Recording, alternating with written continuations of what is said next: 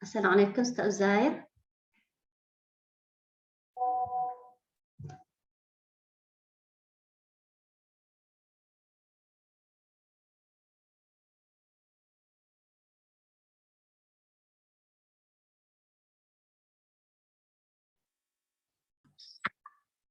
Assalamualaikum. Pagi ni kita tak dapat buat live dekat FB, jadi akan buat recording je sebab Ustaz ada dekat luar ni kak yang bukakan Zoom.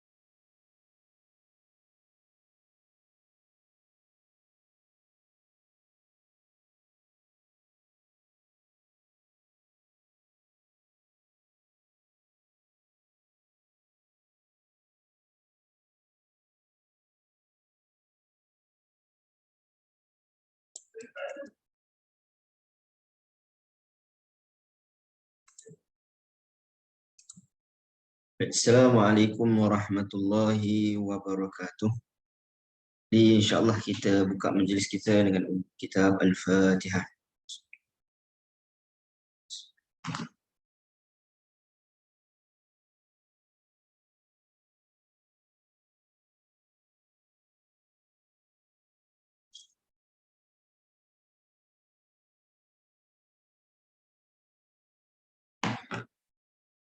Alhamdulillahi Rabbil Alamin.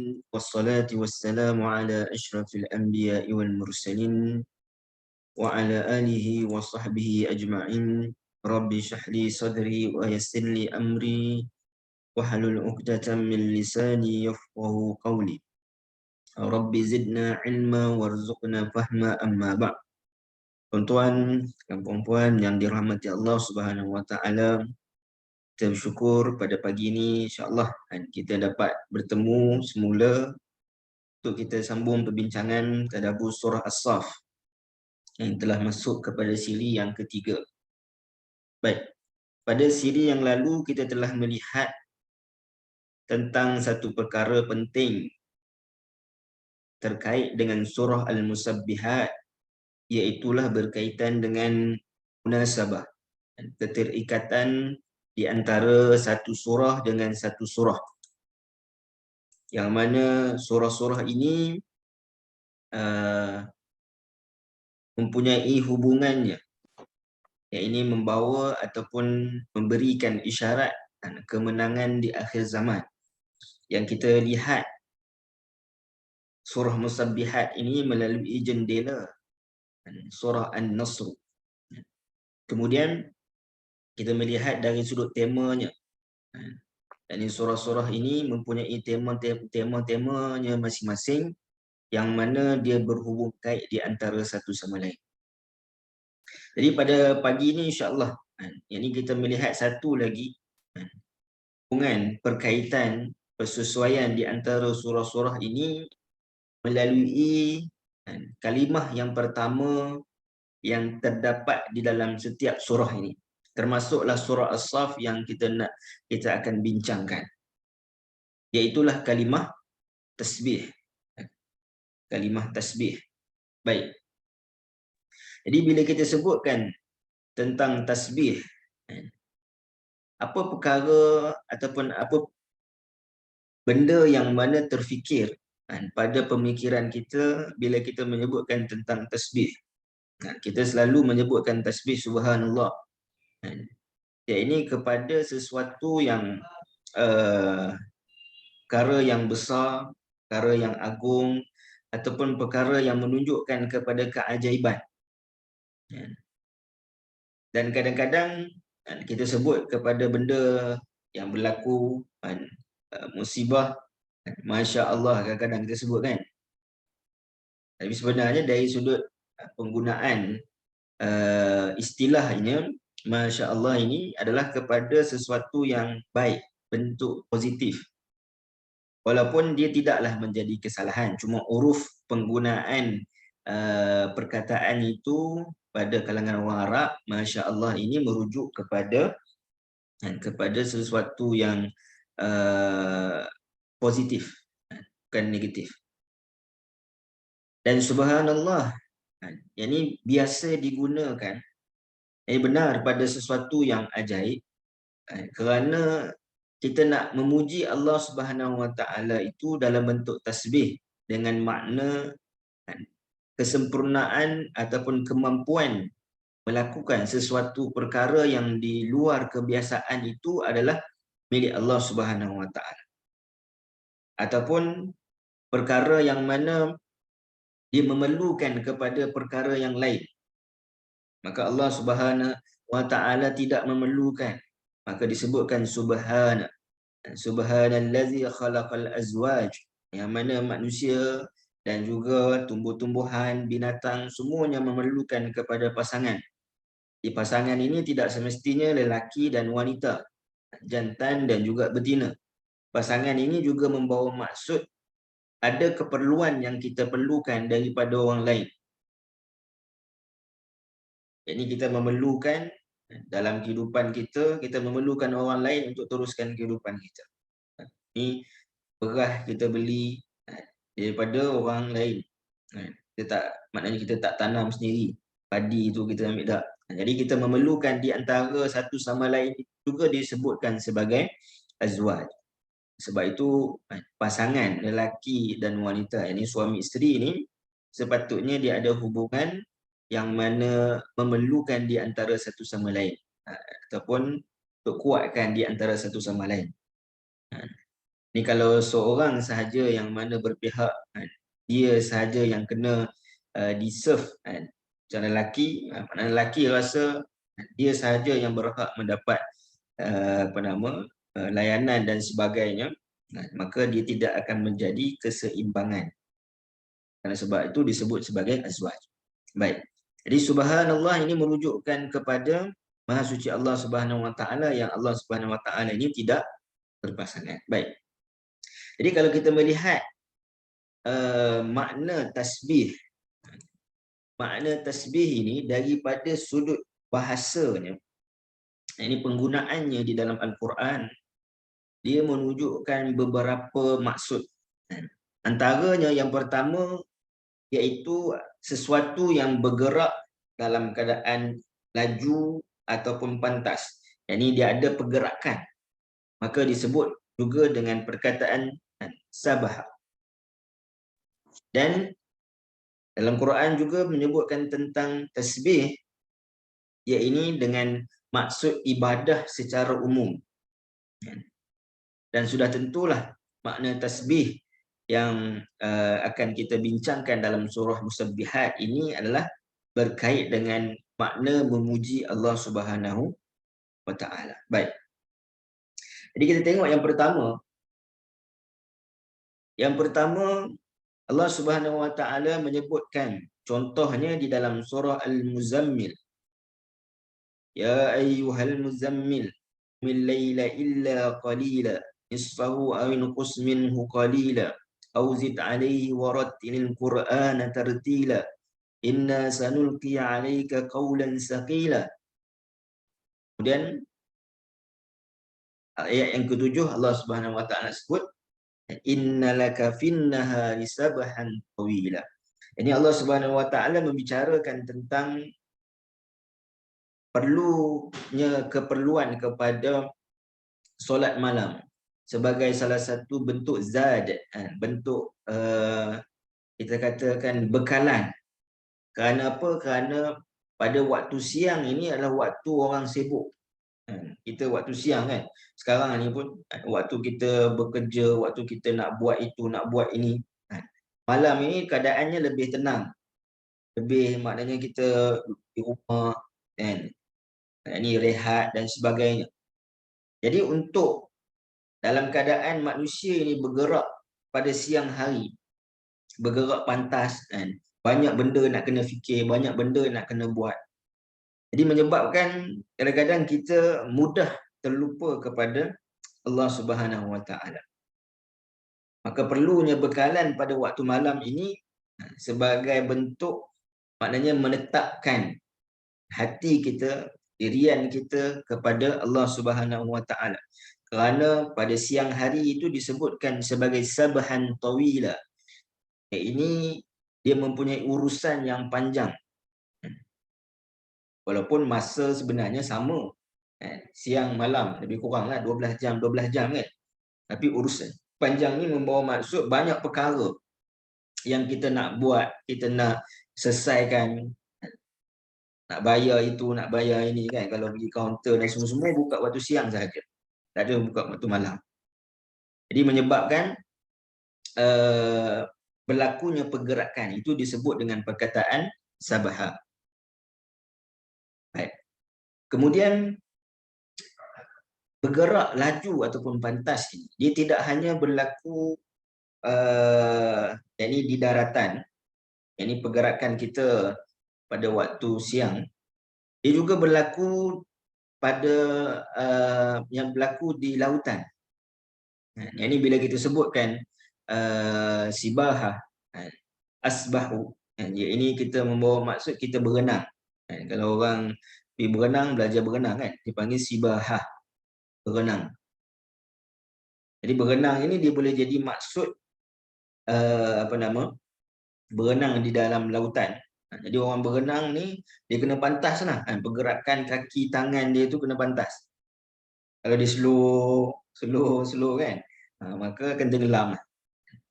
Dan juga disebut dalam Quran berkaitan dengan tidak hanya di lautan sahaja berlaku berenang, tapi juga berlaku di angkasa. Wa kullun fi falakin yasbahun. Allah Subhanahu Wa Taala sebut dalam surah Yasin, dalam kita pernah sebutkan dalam surah Yasin dahulu, lasyamsu yanbaghi laha an tudrikal qamara walal lailu sabiqun nahar wa kullun fi falakin yasbahun. Dengan ketentuan Allah Subhanahu Wa Taala, matahari tidak mudah baginya mengejar bulan. Dengan maksud masing-masing ini buat kerja masing-masing. Dan malam pula tidak dapat mendahului siang, kerana tiap-tiap satunya beredar terapung di tempat edarannya masing-masing. Saya pernah sebutkan dulu berkaitan ayat ini, dia ada makna dari sudut kerohanian ataupun makna yang mendekatkan kepada diri kita. Iaitu asyamsu itu merujuk kepada matahari kan? Yang mana dalam surah Al-Ahzab Allah Subhanahu Wa Taala sebutkan tentang Nabi SAW yang digambarkan sebagai matahari, sirajam munira. Dan kita ini mengikut kepada Nabi SAW, maka kita menjadi bumi yang mana mengelilingi matahari, ataupun yang bersama dengan bumi itu bulan yang mengelilingi bumi dan mengelilingi matahari.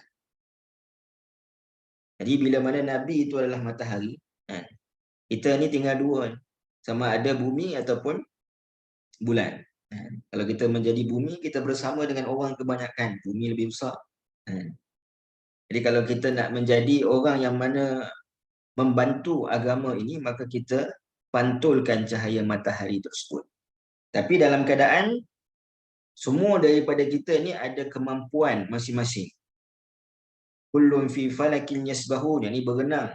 Kalau kita tengok dokumentari kan berkaitan dengan angkasa ni, kalau asteroid itu asteroid kan, dia berlaga antara satu sama lain tu, dia macam bergerak, dia macam bergeraknya itu, segala yang berada di angkasa tu bergerak macam berenang kan. Tengok angkasawan lah, angkasawan kan. Jadi kalau kita tengok video-video angkasawan, mereka berada terapung di angkasa itu, ibaratnya berenang terapung. Jadi sebab itu disebutkan dengan isbahun. Ini pergerakan pantas yang berlaku. Baik. Yang kedua, makna tasbih adalah membawa maksud makna ibadah. Ibadah secara umum. Dalam Al-Quran, Allah Subhanahu Wa Taala menyebutkan antaranya dalam surah As-Saffat, "Falaula annahu kana minal musabbihin", maka kalaulah ia bukan daripada orang-orang yang sentiasa mengingati Allah, iaitu dengan zikir dan tasbih. Jadi cuma dalam ayat ini dia merujuk kepada perbuatan Nabi Yunus alaihissalam. Dia berkait dengan Nabi Yunus alaihissalam yang banyak bertasbih, la ilaha illa anta subhanaka inni kuntu minaz zalimin.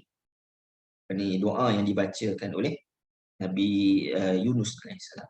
Dia menunjukkan kepada ibadah yang dilakukan, yakni sama ada zikir dan juga tasbih lah, yang juga sebahagian daripada zikir. Ini maknanya mengingati Allah Subhanahu Taala.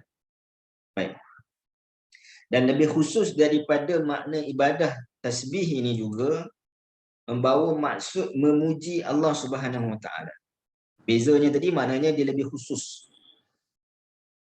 Kalau tadi zikir secara umum, zikir ini dia berkaitan dengan kita meletakkan keagungan kepada Allah Subhanahu Wa Taala, mengingati Allah Subhanahu Wa Taala dalam setiap perkara. Jadi memuji Allah Subhanahu Wa Taala ini untuk kita menonjolkan sifat keesaan Allah Subhanahu Wa Taala, sifat kemampuan Allah Subhanahu Wa Taala, sifat ilmu Allah Subhanahu Wa Taala yang mengatasi keseluruhan makhluk, yang mana tidak sama dengan keseluruhan makhluk. Itu makna tasbih, iaitu memuji Allah Subhanahu Wa Taala. Oleh itu, bila kita melihat dalam bab pujian kepada Allah Subhanahu Wa Taala di dalam Al-Quran, tengok ada surah-surah selain daripada surah Musabbihat yang kita akan pelajari ni, bermula dengan surah As-Saff. Kita mula tengah-tengah, sebab surah As-Saff ni tengah-tengah. Dia ada surah-surah yang lain yang mana bermula juga dengan bentuk pujian pada Allah Subhanahu Wa Taala. Tapi bila kita sebut pujian pada Allah Subhanahu Wa Taala ni ada dua. Hatta pujian kepada manusia pun. Iaitu sama ada kita menyebutkan sifat-sifat sempurna Allah Subhanahu Wa Taala dengan kita menyatakan tabarak ataupun alhamdu, ini penuh rasa syukur pada Allah Subhanahu Wa Taala, maka ia adalah menunjukkan menyatakan sifat sempurna bagi Allah Subhanahu Wa Taala. Baik, kalau kita tengok alhamdu dalam Quran ada 5 surah. Suratul Fatihah, surah Al-Kahfi, surah Al-An'am. Ada lagi 2 surah. Surah Tabarak ada 2. Ini surah Al-Furqan dan juga surah Al-Mulk. Mungkin tuan yang bersama dengan Ustaz Yusof ini telah melihat kepada surah Al-Mulk, dibentangkan makna tabarak. Tabarak ini maknanya sesuatu yang benda yang tak berganjak, benda yang berlaku berlebihan. Jadi benda yang menunjukkan kepada barakah dalam bila dikaitkan dengan kemampuan Allah Subhanahu Wa Taala, bukan sesuatu benda yang puas, keesaan dan kemampuan Allah Subhanahu Wa Taala. Dia menunjukkan kepada kesempurnaan. Jadi kesempurnaan yang diberikan kepada hamba-Nya ini, maka berhak Allah Subhanahu Wa Taala dipuji dengan alhamdulillah. Baik. Di tasbih pula, bagaimana bentuk tasbih? Iaitulah tasbih dengan membawa maksud menyucikan Allah Subhanahu Wa Taala daripada sebarang menyucikan Allah Subhanahu Wa Taala daripada sebarang kekurangan. Jadi kalau kita tengok ayat Suratul Baqarah ayat 2 ayat 116 itu, Allah Subhanahu Wa Taala menyebutkan waqalu ittakhadallahu walada subhanah. Yang ini mereka mengatakan Allah Subhanahu Wa Taala ini mempunyai anak. Maka subhanahu, maha suci Allah Subhanahu wa taala. Kerana ada anak ni dia menunjukkan kepada sifat kekurangan. Macam mana pula ada anak sifat kekurangan? Bukan. Maksudnya bila kita ada anak, jadi menunjukkan kepada tujuan daripada ada anak ni adalah ini kita nak meneruskan, anak itu meneruskan legasi kehidupan kita. Jadi nak mewarisi apa yang kita ada. Kalau orang yang mana contoh, dia menjadi ketua ataupun raja, dia kadang-kadang jawatan yang dimiliki itu adalah hasil daripada warisan daripada ayahnya ataupun saudaranya lah. Biasanya ayahnya. Ini menunjukkan bahawa si ayah itu tadi dia tidak mampu, maknanya nak berterusan berkuasa, kerana dia akan sampai masa dia akan lemah. Dan si anak itu pula dia memperolehi kuasa melalui ayahnya. Jadi nak sebutkan, ya ini menunjukkan kepada kelemahan manusia. Tadi kita sebut ayat tadi, subhanallazi khalaqal azwaj. Ini menunjukkan manusia ini memerlukan di antara satu sama lain. Ini menunjukkan kelemahan. Allah Subhanahu wa taala sebut hayyun qayyum. Allah Subhanahu wa taala yang maha hidup, sentiasa hidup dan maha sentiasa berdiri, menunjukkan kepada sentiasa ada, teguh dan tidak memerlukan kepada sesiapa. Maka apabila mereka mengatakan, orang Yahudi mengatakan Uzair anak Allah, orang Nasrani mengatakan Isa anak Allah, orang orang musyrikin mengatakan malaikat sebagai anak perempuan Allah Subhanahu wa taala, maka semua itu adalah perkara yang tidak patut dan tidak layak bagi Allah Subhanahu wa taala, maka disebutkan subhanah. Ini menyucikan Allah Subhanahu wa taala daripada sebarang kekurangan. Maka oleh itu kita melihat apabila menyebutkan tentang tasbih dari sudut istilahnya, maka maksudnya adalah tanzihillah ta'ala min kulli su'in wa naqsin. Iaitu kita menyucikan Allah Subhanahu wa taala dari sebarang bentuk kejahatan, su'in, dan juga naqsin, yakni kekurangan, kelemahan. Ini tidak ada bagi Allah Subhanahu wa taala sebarang kekurangan dan juga sebarang kelemahan. Maka disebutkan perkataan tasbih. Baik. Selesai. Baik, di dalam Al-Quran bila kita merujuk kepada surah-surah musabbihat, ada beberapa bentuk perkataan tasbih yang menjadi permulaan bagi surah-surah musabbihat. Jadi kalau kita tengok, antaranya yang pertama, ini perkataan tasbih di dalam surah-surah musabbihat ni ada 4 bentuk. Ada 4 bentuk perkataan tasbih. Baik. Yang pertama iaitu perkataan subhana. Ya, ini di dalam surah Al-Isra, Allah Subhanahu wa taala menyebutkan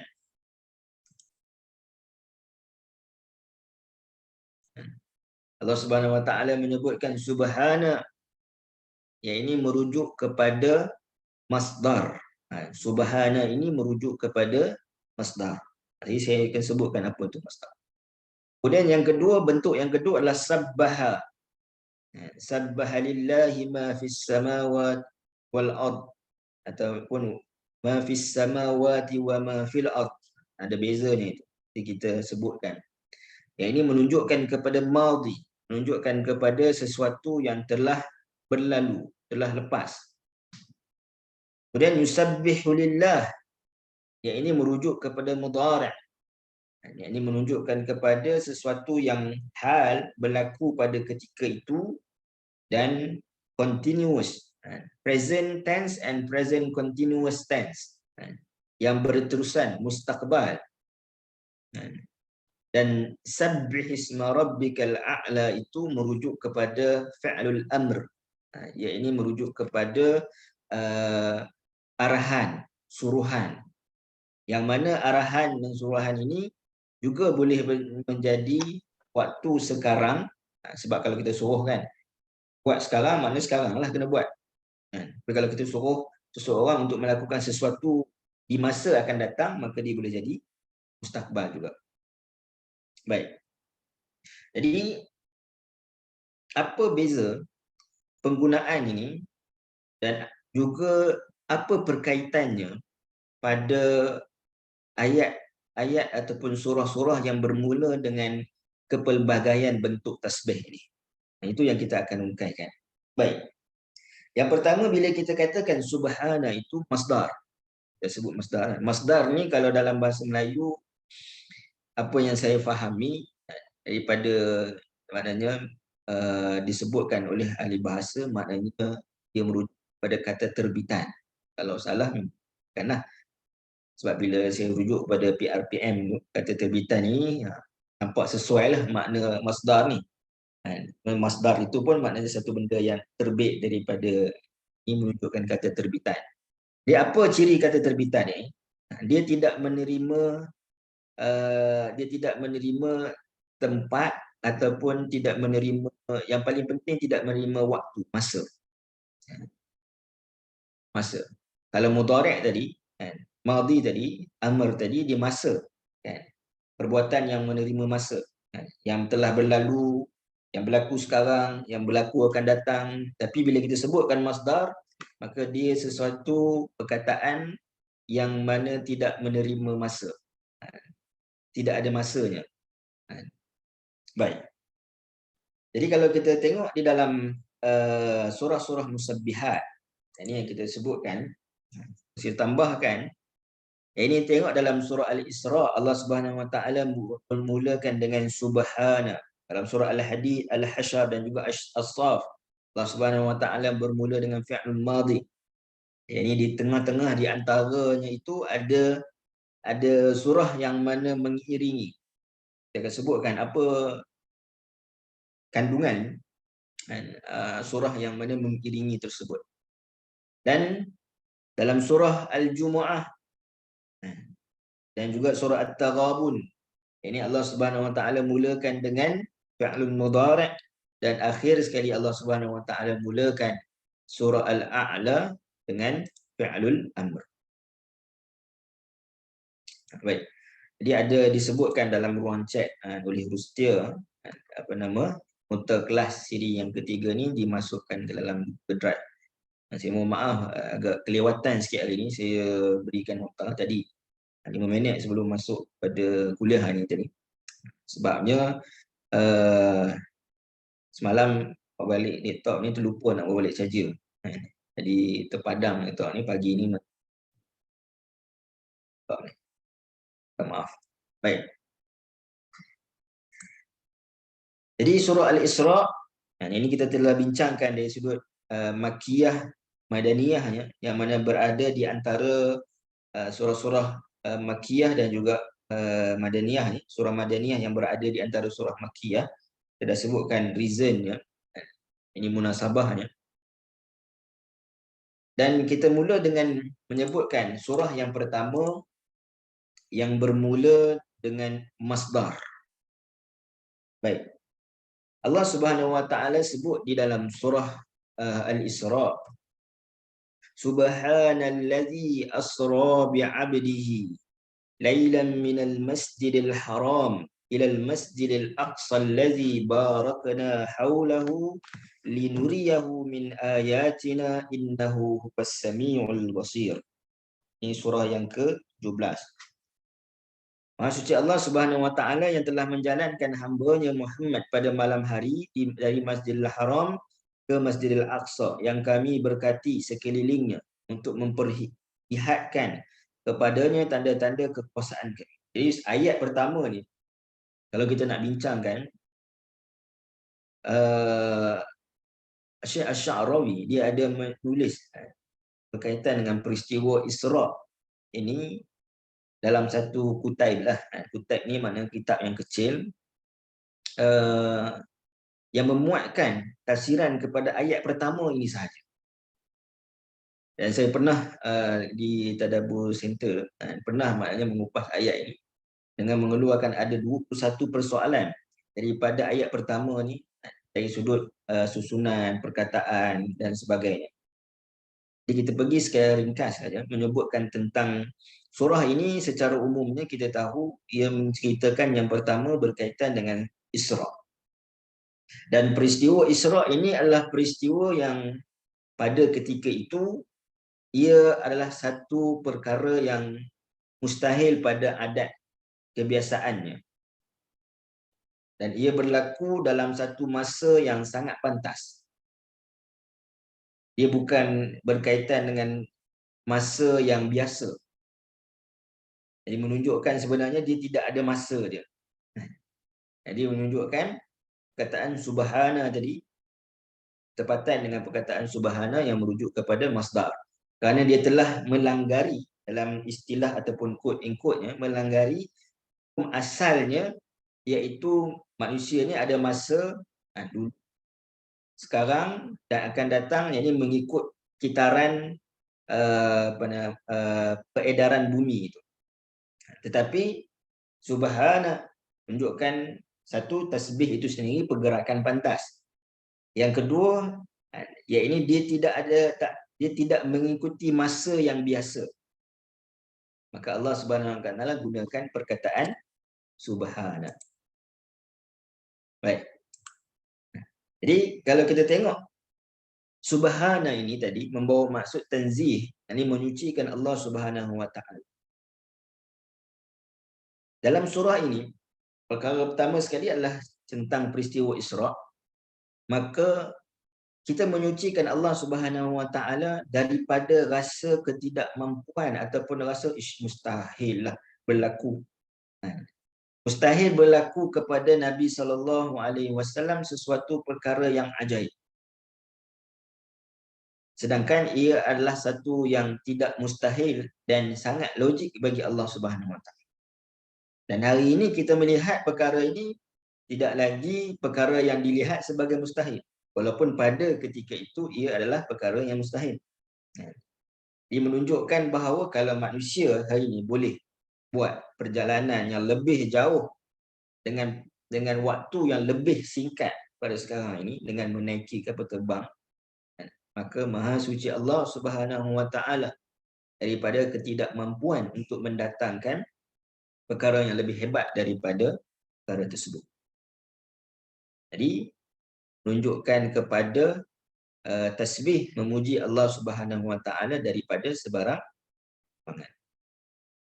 Baik.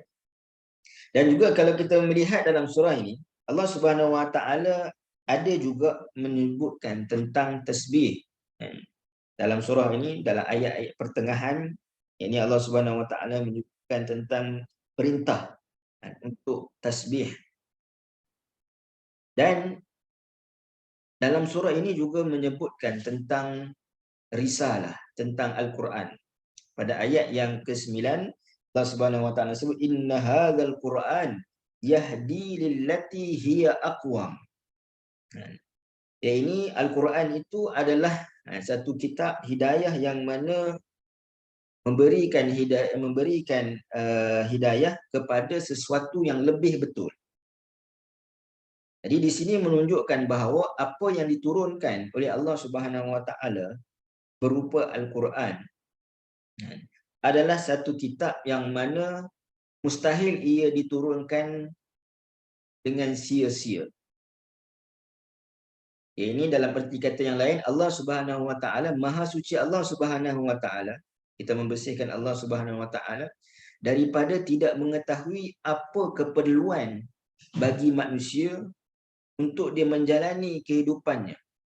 Dan kalau ada sesuatu kitab yang diturunkan kepada manusia pada akhir zaman inilah Al-Quran, maka mustahil ia diturunkan dalam keadaan yang sia-sia. Jadi sebab itu dalam surah Isra kita tengok ada banyak disebutkan perkataan Quran. Dia nak mengatakan bahawa Al-Quran ini dia tidak sia-sia.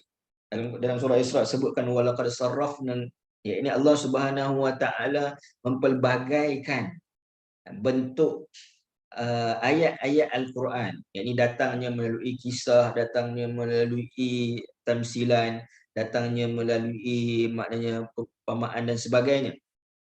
Ini kepelbagaian risalah ini menunjukkan Allah Subhanahu wa taala mengetahui apa keperluan manusia.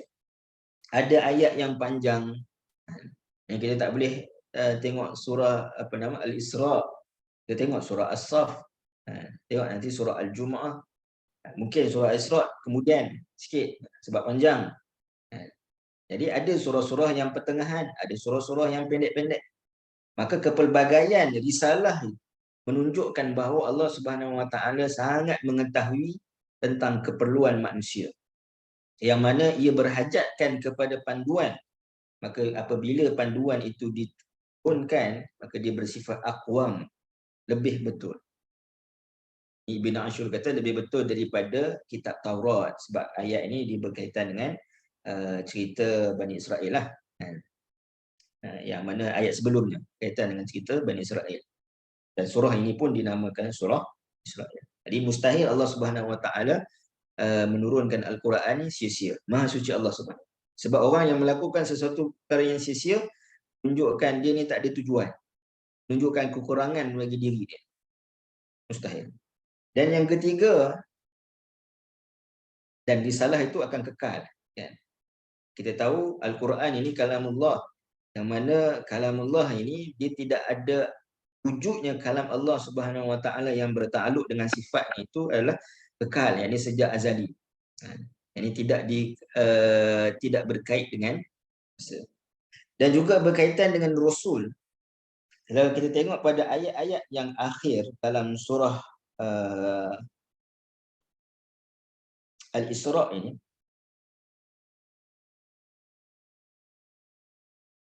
mereka orang menyebutkan, orang maknanya orang musyrikin antaranya menyebutkan tentang bahawa kenapa dijadikan Rasul ini dalam kalangan manusia. Dalam ayat 94 Allah Subhanahu wa taala sebut wa ma mana'an nas an yu'minu id ja'ahumul huda illa an qalu ab'atsallahu basharan rasula. Adakah Allah Subhanahu wa taala mengutuskan rasul daripada kalangan manusia? Allah Subhanahu wa taala sebut qul law kana fil ardi malaikatun yamshuna mutmainnina lanazzalna alaihim minas sama'i malakan rasula qul kafa billahi shahidan baini wa bainakum innahu kana bi'ibadihi khabiran basira. Dia nak sebutkan juga Maha suci Allah yang ketiga. Jadi yang pertama cerita tentang Isra, Maha suci Allah, tentang peristiwa Isra. Yang kedua dari sudut risalah, yang ketiga dari sudut Rasul, yang mana Rasul ini Allah tahu apa yang terbaik, yang mana perlu keperluan manusia dari sudut berhajatkan kepada Rasul yang juga datang daripada kalangan manusia. Dari sudut Rasul dan risalah ni, Maha suci Allah Subhanahu wa taala daripada tidak mengetahui ataupun mendatangkannya dalam bentuk yang sia-sia. Maha suci Allah Subhanahu wa taala. Jadi Rasul itu daripada kalangan manusia. Dan Allah tahu reasonnya, sebabnya.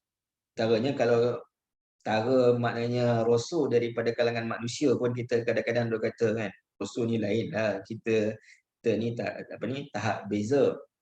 Maknanya Rasul tahap tinggi, kan? Itu pun telah ada alasan-alasan sedemikian. Ini kan pula kalau daripada kalangan malaikat lagi lah.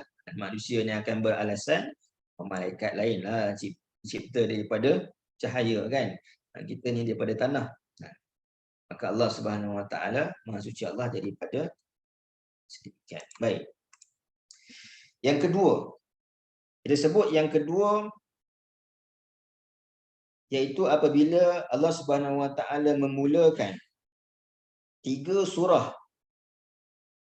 yang diselang-selikan dengan surah-surah yang lain, iaitulah surah Al-Hadid, surah Al-Hasyr, terpadam, surah Al-Hasyr dan juga surah As-Saff. dalam bentuk fi'lul madhi. Fi'lul madhi ini adalah sesuatu yang telah pun berlaku. Jadi saya melihat kepada beberapa penerangan mengatakan ini fi'lul madhi ini dia menunjukkan kepada penyucian pada zat Allah Subhanahu Wa Taala ini termaktub sejak azali, dengan maksud kalau dalam ayat permulaan Al-Hadid Al-Hasyar As-Saf ini menyebutkan sabbaha lillahi ma fis samawati wal ard, dan juga sabbaha lillahi ma fis samawati wa ma fil ard. Ini sebelum daripada langit, penduduk langit dan juga bumi ini memuji Allah Subhanahu Wa Taala. Allah Subhanahu Wa Taala itu sedia terpuji. Ini menunjukkan Allah Subhanahu Wa Taala ini, penyucian zat Allah Subhanahu Wa Taala ini, Allah tidak memerlukan makhluk untuk mensucikannya untuk terlihat suci. Ini berbeza dengan Tuhan-Tuhan ataupun kalau orang-orang yang mengaku kepada maknanya dekat dengan ada dari sudut aspek ketuhanan, mereka berharapkan orang menyucikan mereka daripada sebarang kekurangan untuk terlihat sempurna. Berbeza dengan Allah Subhanahu Wa Taala. Allah tidak memerlukan penyucian daripada makhluk kerana Allah Subhanahu Wa Taala sedia suci sejak daripada azal. Ini disebutkan itu kenapa didatangkan fi'il madhi. Dan kenapa 3 surah ini? Kita akan sebutkan. Baik, kita tengok dulu yang pertama. Baik, dalam surah Al-Hadid, surah Al-Hadid, Allah Subhanahu Wa Taala menyebutkan surah Al-Hadid ini selepas daripada surah Al-Waqi'ah dari sudut turutannya. Kita tengok akhir surah Al-Waqi'ah, Allah sebut apa? Fasabbih bismi rabbikal azim. Allah sebutkan tentang tasbih, bertasbih kepada nama Allah Subhanahu Wa Taala yang Maha Agung. Dia kan, fasabbih bismi rabbikal azim. Maka ayat Al-Hadid ni bermula dengan sabbahalillah. Sabbahalillahi ma fis samawati wal ard. Dia ada beza sikit dengan surah Al-Hasyr dan juga surah As-Saf. Yang mana surah Al-Hadid ni dia tidak ada ma fis samawati wa ma fil ard. Kataan ma yang kedua tidak ada. Yang tu kita bincangkan nantilah bila kita dah masuk ayat pertama. Sekarang ni kita bincang tentang tasbih dulu. Baik. Jadi dalam surah Al-Hadid ini Allah Subhanahu Wa Taala menyebutkan antaranya berkaitan dengan keimanan kepada Allah Subhanahu Wa Taala dengan menyatakan kepada kekhusyukan. Orang yang mana dalam surah Al-Hadid disebutkan alam ya'ni lil ladzina amanu an takhsha'a qulubuhum li zikrillah. Dia dah sebut tema dia minggu lepas. Dia nak sebutkan tema daripada surah ini kenapa didatangkan dalam bentuk tasbih subhanallah. Maknanya kita nak menyucikan Allah Subhanahu Wa Taala daripada kekurangan, iaitu Allah Subhanahu Wa Taala menjadikan ataupun menurunkan besi, sebab surah Al-Hadid berkaitan dengan besi. Jadi besi itu dalam surah Al-Hadid disebutkan bahawa dia mempunyai 2 peranan. Sama ada menjadi ba'sun syadid, dan juga yang kedua wa manafi'u linnas pada ayat 25. Ni ba'sun syadid itu apa? Ini sesuatu benda yang contohnya berlaku peperangan.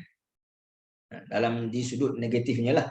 Besi itu boleh digunakan pada perkara yang negatif. Ataupun kita kata pisau, contoh kan. Pisau daripada besi kan.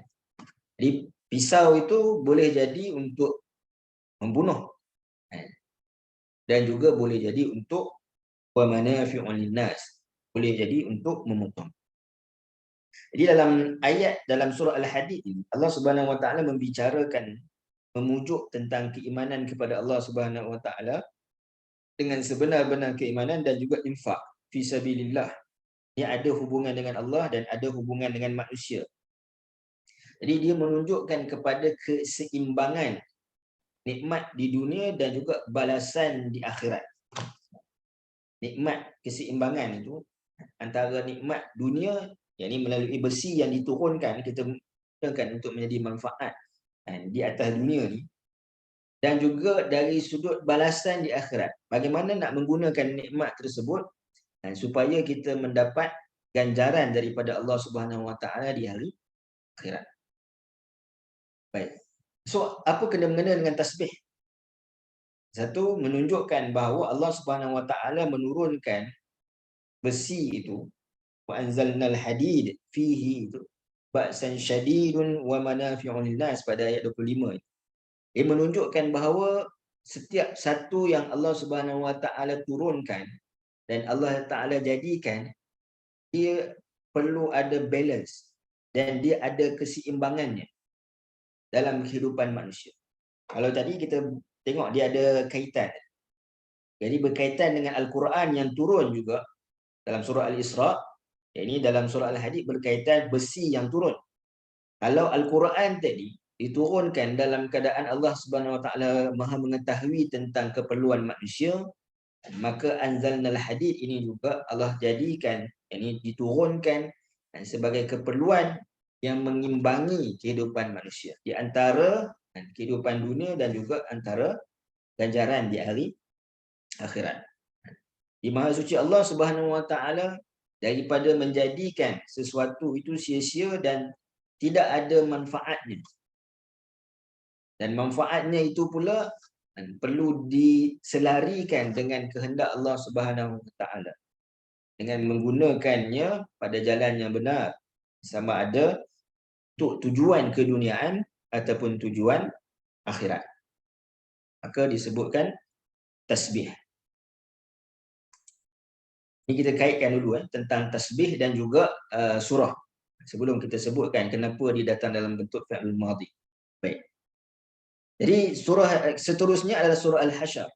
Surah Al-Hasyr ini sangat jelas. Ini berkaitan dengan kenapa perlu adanya tasbih. Ini dalam surah Al-Hasyr Allah Subhanahu Wa Taala menyebutkan tentang kemenangan orang Islam ke atas Bani Nadir, Yahudi Bani Nadir. Jadi bagaimana kemenangan kalau kita tengok dari sudut sirah? Nabi SAW ini dia berlaku sebab Nabi mendapat wahyu bahawa mereka ini merancang untuk membunuh Rasulullah SAW selepas daripada perang Uhud.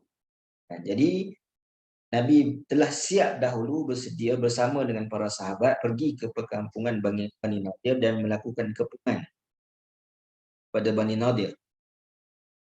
Namun Allah Subhanahu Wa Taala dalam surah ini nak sebutkan bahawa bukan kepungan itu yang, maknanya bukan ketenteraan kamu itu yang menyebabkan mereka rasa takut. Tetapi kerana Allah Subhanahu Wa Taala yang campakkan. Sebab Nabi SAW dan juga para sahabat duduk di kepung Yahudi Bani Nadir itu dalam satu tempoh yang agak lama. Jadi Allah Subhanahu Wa Taala lah yang mana mencampakkan rasa takut. Di Maha Suci Allah Subhanahu Wa Taala, ya ini dari sudut kita mensucikan Allah Subhanahu Wa Taala di atas ini ketidakmampuan dalam mendatangkan sesuatu yang perkara yang tak diduga, ini kemenangan. Ini melalui rasa takut. Baik. Satu lagi perkara kita nak sebutkan adalah di antara surah Al-Hadid dan juga surah Al-Hasyr ini, dia ada surah Al-Mujadilah ataupun Mujadalah. Jadi dalam surah Al-Mujadalah disebutkan tentang qad sami'a Allahu qawlan lati tujadiluka fi zawjiha wa tashtaki ila. Jadi surah Al-Mujadalah adalah surah yang mana menyebutkan juga walaupun tak dimulakan dengan tasbih, tetapi dia berurutan tasbih itu. Sampai kepada nak sebutkan Maha Suci Allah Subhanahu Wa Taala daripada tidak mendengar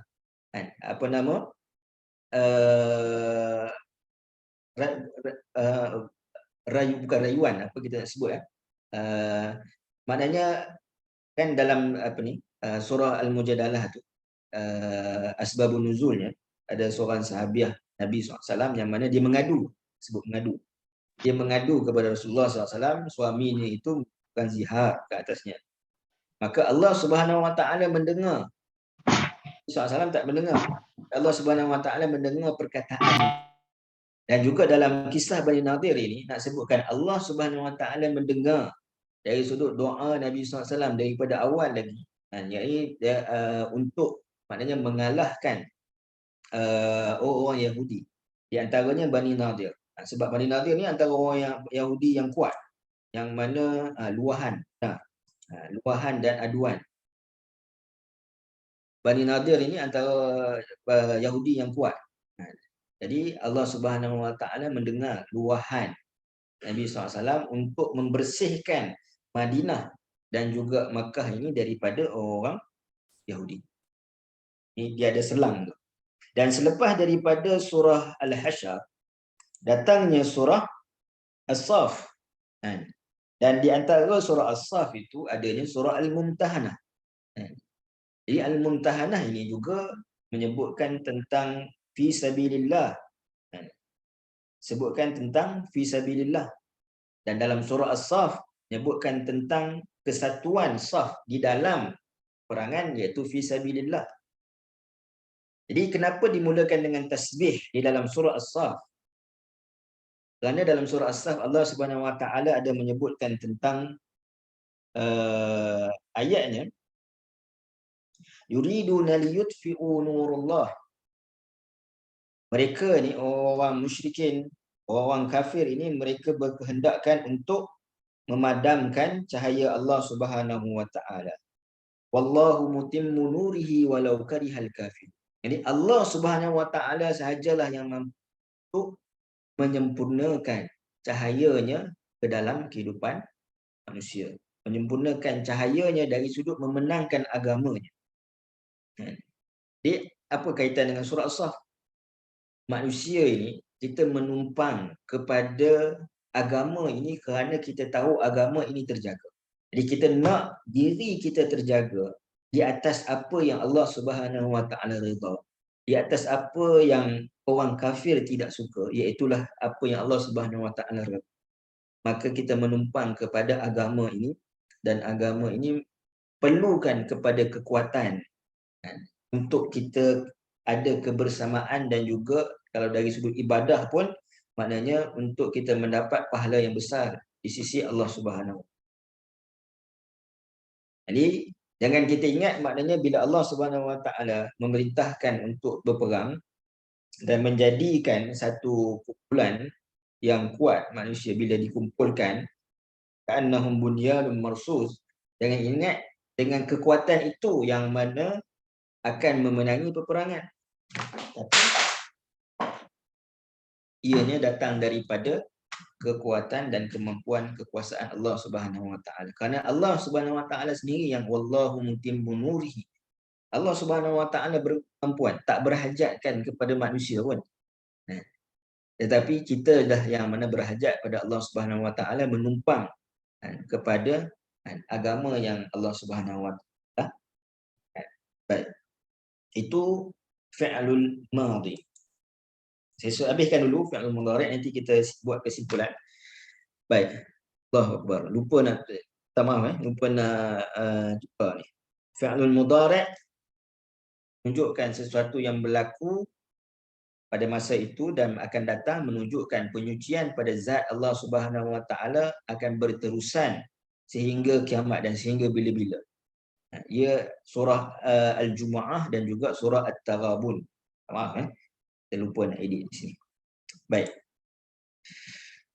Jadi surah Al-Jumu'ah. Jadi di mana relevan yang didatangkan tasbih dengan persesuaian munasabahnya adalah, yang ini dalam surah Al-Jumu'ah disebutkan tentang Jumu'ah, tentang Jumaat. Dan kita tengok dalam sirah, pernah berlaku maknanya ketika mana solat Jumaat, ada barang dagangan sampai ke Madinah. Para sahabat ni sibuk. Ada sebahagian je lah yang mana tengoklah, barang dagangan sampai ni, pergi tengok. Dia meninggalkan Jumaat itu. Jadi dalam surah ini menyebutkan tentang keperluan untuk seseorang itu apabila mendengar azan Jumaat untuk dia segera fas'au ila dzikrillah. Ini nak menunjukkan bahawa peringatan Allah Subhanahu Wa Taala, peringatan kepada Allah, balik kepada Allah Subhanahu Wa Taala itu perlu didahulukan. Ini tidak meletakkan sesuatu yang lebih besar, Maha Suci Allah Subhanahu Wa Taala, daripada ada sesuatu yang lebih besar berbanding Allah Subhanahu. Itu adalah dalam surah Al-Jumu'ah. Dalam surah Al-Jumu'ah. Kemudian At-Taghabun juga didatang dengan bentuk yusabbihu lillah.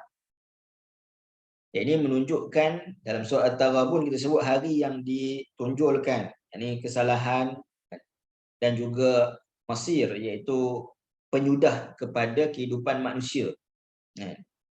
Jadi Allah Subhanahu Wa Taala sebut dalam surah At-Taghabun, ia ini menunjukkan Maha Suci Allah Subhanahu Wa Taala daripada menzalimi hamba-hambanya. Kerana At-Taghabun adalah setiap daripada manusia ini dia akan mendapat berasaskan daripada apa yang diusahakan. Kalau dia orang beriman, maka kemenangan yang besar bagi orang beriman itu adalah berlaku selepas daripada hisab. Dan dengan belas ihsan Allah Subhanahu Wa Taala juga, maknanya dia masuk ke dalam syurga. Sebaliknya orang yang kufur, maka mereka lah orang yang mana masuk ke dalam neraka Allah Subhanahu Wa Taala. Di dalam surah Taghabun, Allah Subhanahu Wa Taala menyebutkan tentang peringatan, antaranya tentang jihad fisabilillah. Jangan jadikan harta dan juga anak ini lebih daripada kesukaan kita terhadap jihad fisabilillah. Kerana itu yang akan menyebabkan kelalaian. Ya, Allah Subhanahu Wa Taala akan pada manusia ini wal azizul hakim, hakim dan adilnya Allah Subhanahu Wa Taala adalah berdasarkan kepada apa yang manusia usahakan. Maha suci Allah daripada sifat zaliman. Baik. Okey. Sebelum yang terakhir, mana fi'lul amr. Jadi kita lihat tadi surah surah, tiga surah tadi, surah Al-Hadid, surah Al-Hasyr dan juga surah As-Saff didatangkan dalam bentuk fi'lul madhi. Sedangkan surah yang kemudiannya, surah Al-Jumu'ah dan juga surah At-Taghabun datang dalam bentuk fi'lul mudhari'. Jadi ada beberapa pandangan. Antaranya Syekh Fadil Samrai dia menyebutkan bahawa ini menunjukkan bahawa sebab di dalam surah, tiga surah tadi yang bermula dengan fi'lul madhi ni, tuan boleh balik cuba cek kan. Ada ayat-ayat yang menyebutkan tentang perkataan qital. Yang ini peperangan. Dalam surah As-Saff contoh pada ayat yang keempat. Innallaha yuhibbul ladzina yuqatiluna fi sabilihi saffan ka'annahum bunyanun marsus. Dalam surah Al-Mumtahanah juga menyebutkan dalam ayat yang ke-14 antaranya la yuqatilunakum jami'an illa fi quram muhassanatin aw min wara'i judur.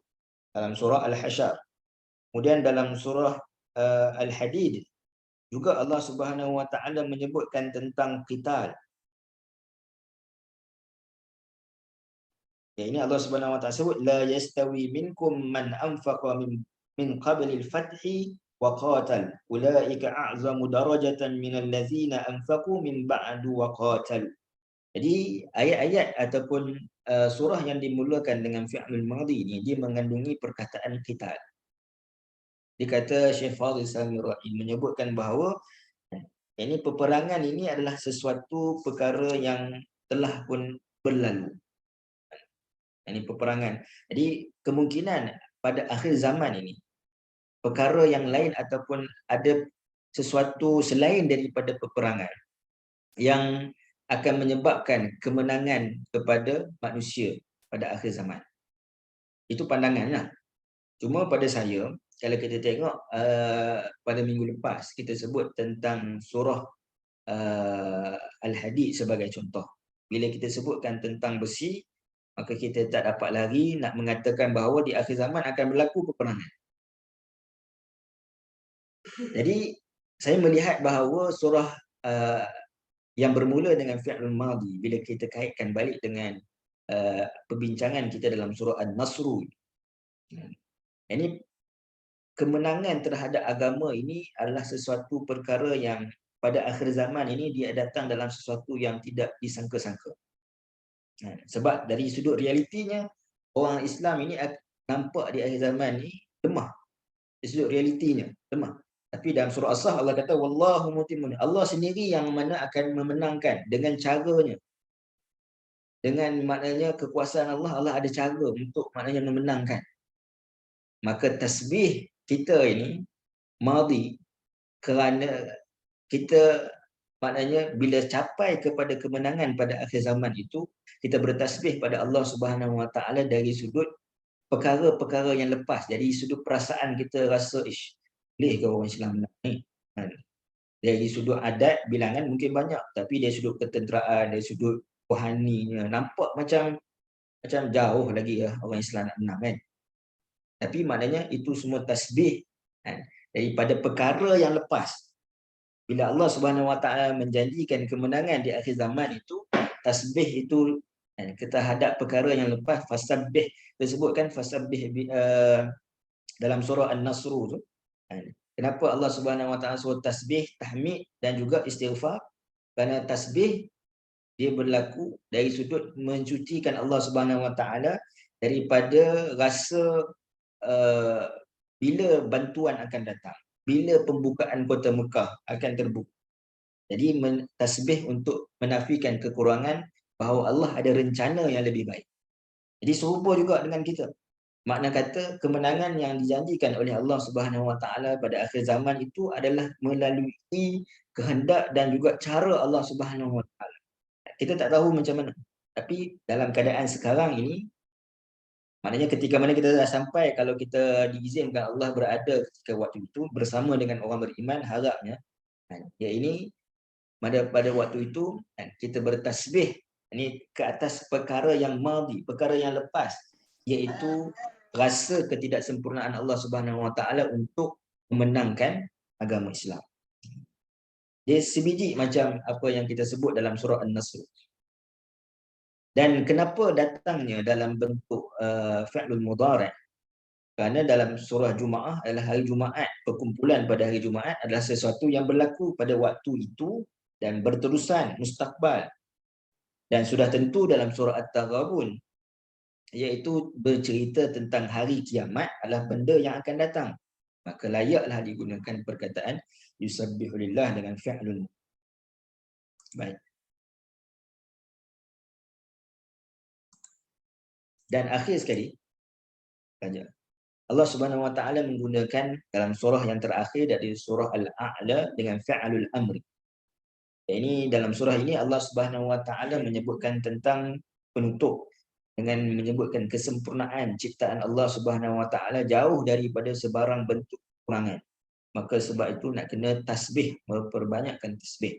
Dan kita melihat di dalam hadis riwayat Bukhari, dalam hadis yang belakang-belakang, Allah Subhanahu Wa Taala sebut kalimatani an khafifatani 'ala lisan, thaqilatani 'ala al-mizan, subhanallahi wa bihamdihi, subhanallahi azim. Ya Allah Subhanahu Wa Taala sangat menyukai hamba-hambanya bertasbih.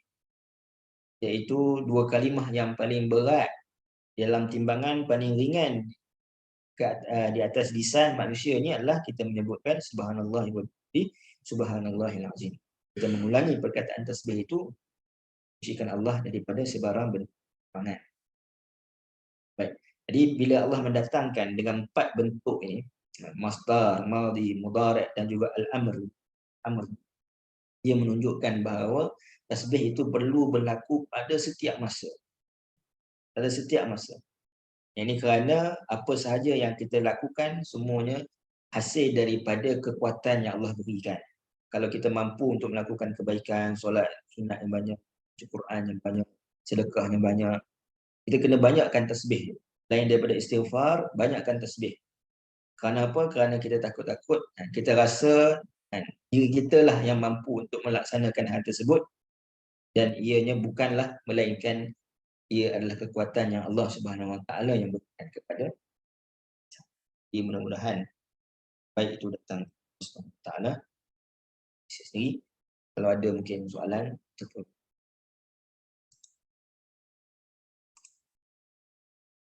surah An-Nasr, sabbih. Astagfirullah.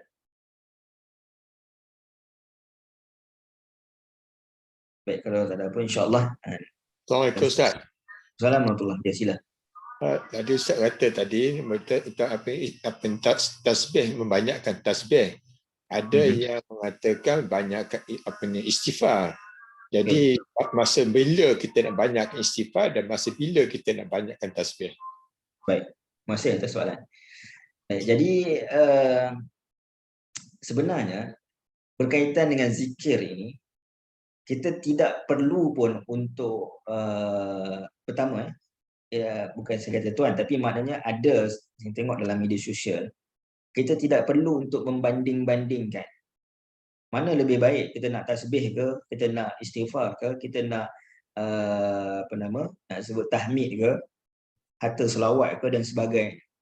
Tidak ada keperluan dalam untuk kita membanding-bandingkan, kerana setiap daripada satu itu dia melengkapi satu yang lain. Jadi kita buat semua. Itu yang pertama. Baik, berbalik pada soalan tuan yang tadi, bila masa kita nak tasbih, bila masa kita nak istighfar, bila masa terlintas pada ini.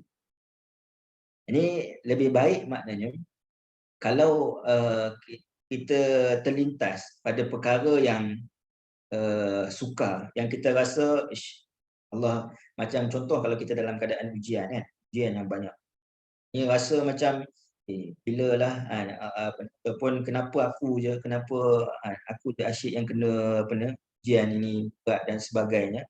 Jadi bila kita merasai rasanya ada meletakkan kekurangan pada Allah Subhanahu Wa Taala pada waktu itu, kita tasbih. Dan juga boleh kita istighfar. Ini untuk mohon keampunan sebab kita rasa mungkin ujian itu datangnya daripada dosa yang telah kita lakukan. Jadi kita tidak ada waktu ataupun had masa yang tertentu, melainkan apa yang disebutkan oleh Nabi lah. Ini contohnya tentang tasbih 33 kalian zikir Fatimah tu, yang dilakukan selepas solat kan, bilangan dan juga waktunya yang tertentu yang disebut dalam hadis itu kita terima dan kita amalkan. Cuma tasbih ni dia tidak ada waktu dan juga istighfar tidak ada waktu yang tertentu. Dan kita tengok antaranya Imam Al-Ghazali, dia ada dia ada sebutkan tentang zikir-zikir harian. Ini setiap hari zikir yang berbeza. Itu pun bagus. Maknanya dari sudut bukanlah bermakna dia ada fadilat tertentu pada hari tersebut, tidak, tapi maknanya kita mempelbagaikan. Tapi tak ada masalah kalau kita nak hanya fokus contoh istighfar, kita katakan. Kita istighfar je. Tapi kalau kepelbagaian yang ada itu, jadi lebih baiklah dengan makna yang kita faham. Tasbih itu apa tujuannya. Jadi sebab kita faham tujuan itu, kita akan tahu keadaannya. Istighfar adalah dalam keadaan kita nak bersihkan dari sudut rasa kekurangan ataupun dosa-dosa yang telah kita lakukan. Sebab tasbih kita nak mensucikan Allah Subhanahu Wa Taala daripada sifat kekurangan. Maka sebab itu dalam ayat yang dikongsikan ni, makna diletakkan dalam satu ayat, fasabbih bihamdi rabbika wastaghfir. Yang paling baik sebagaimana doa Nabi Yunus, la ilaha illa anta subhanaka inni zalim.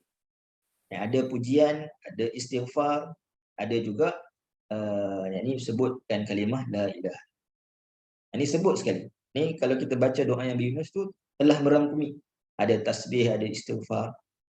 Wallahu a'lam. Terima kasih Ustaz. Baik, kalau tak ada apa, insya-Allah apa yang baik daripada Allah yang sendiri. Qul hadza wa astaghfirullah. Assalamualaikum. Terima kasih Ustaz. Jazakallah khair. Terima kasih Ustaz. Assalamualaikum. Terima kasih Ustaz. Assalamualaikum. Terima kasih Ustaz.